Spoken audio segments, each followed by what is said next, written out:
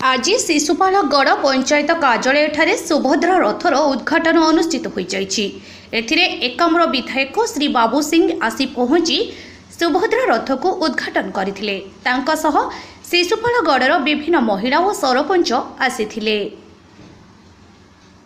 महिला माने केमिति आगोकु जिबे प्रधानमंत्री नरेंद्र मोदी आह्वान क्रमे ओडिशा रे सुभद्रा योजना लागू हेबा नै विधायक सूचना दैछंती।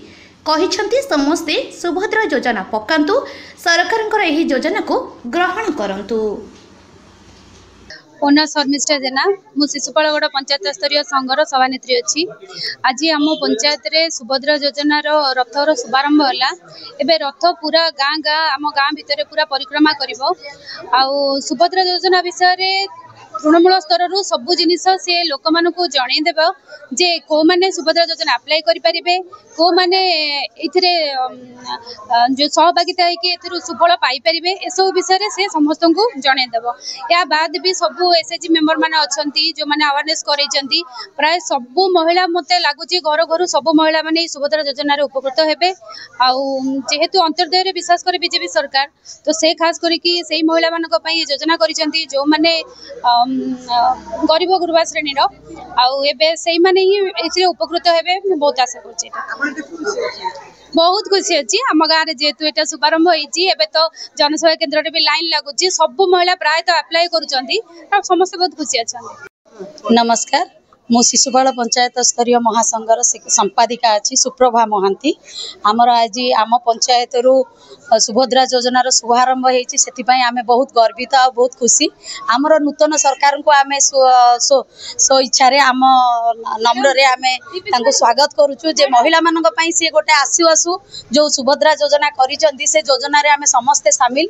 आमर भाई माने आम एसएचजी माँ माने आम मानक बहुत उत्साह करचंती। से माने भी ए जिनसरे कौनती जिनस सुविधा पाइबे तार भी आम सांगे कथबार्ता होती। तेणुक आज आम बहुत गर्वित। आमर नूतन विधायक बाबू भाई आसिक यार इनागुरेसन कले, सरपंच रहिले, आमर चेयरमैन रहिले, आमर कर्मी माने रहिले। आम एसएचजी माँ मान सांगे आम सांगे सी ए शुभारंभ को आरंभ कले से गाँ गाँ बुलव। तेणुक आम यही मध्यम आपणकर न्यूज मध्यम समस्त को जनाऊँ जनसेवा केन्द्र में जमारू आपण भिड़ करूँ ना।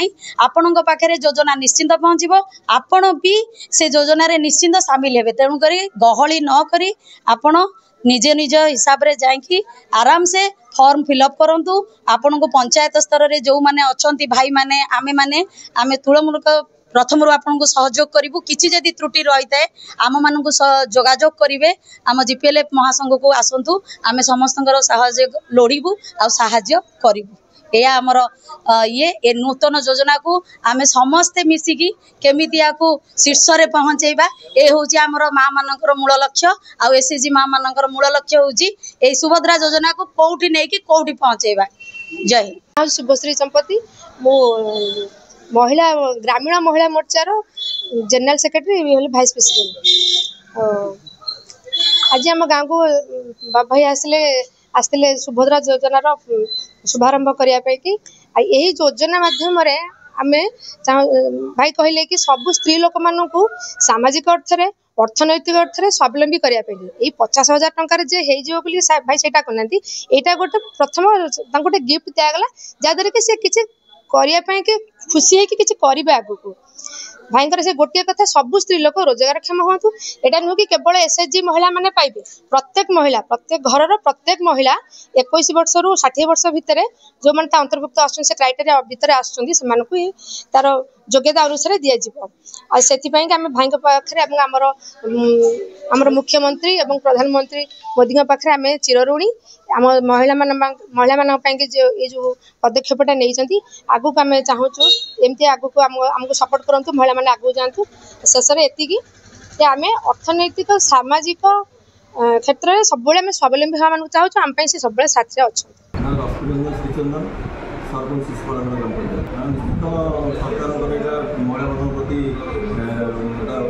भल पदक्षेप प्रति महिला पाई भल होता है कि तथापि सरकार जहाँ भी रही भल अच्छे।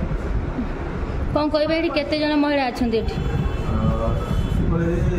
तथापि आप मिनिमम 4,000 खंडे थे।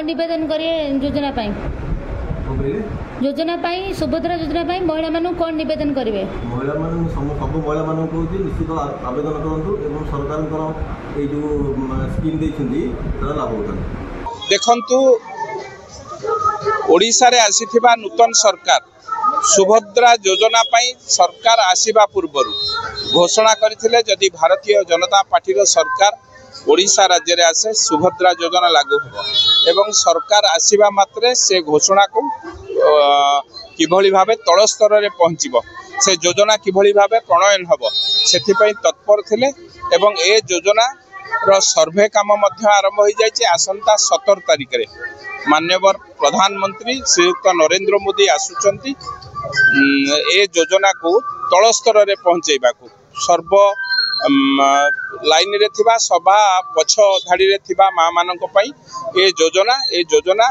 ओडिशार महिला मानक आत्मनिर्भर करैबो ए योजना मां मानकर मेरुदंड आर्थिक मेरुदंड को सजाड़िबो ए योजना घरे बसिथिबा माँ माने जो माने हांडीशाल रे बसिचंती तांको राजरास्ता को नहीं तांको आत्मनिर्भर करेबो ए योजना द्वारा प्रत्येक परिवार आत्मनिर्भर हो पारिबो तेणु ए योजना को किभली भाबरे समस्त केही भी गोटे परिवार आधेरु वंचित न होबे सेथिपई आमे ए योजना को प्रयास करूछु। आज भुवनेश्वर ब्लॉक रो शिशुपाल ग्राम पंचायत थारु ए योजना रो शुभारंभ होईची एठी चेयरमैन सरपंच एवं आमे समस्ते रही वीडियो सीडीपीओ समस्ते रही समस्त उपस्थित रे कार्यक्रम आरंभ है मते लगुच एक जुगांतकारी योजना ये ऐतिहासिक योजना ये योजना द्वारा सबु महिला उपकृत हो पारे। नमस्कार जय जगन्नाथ मो ना हूँ प्रदीप्त जेना मुझे एथर सरपंच प्रार्थी थी भारतीय जनता पार्टी एथर लोकल लीडर मु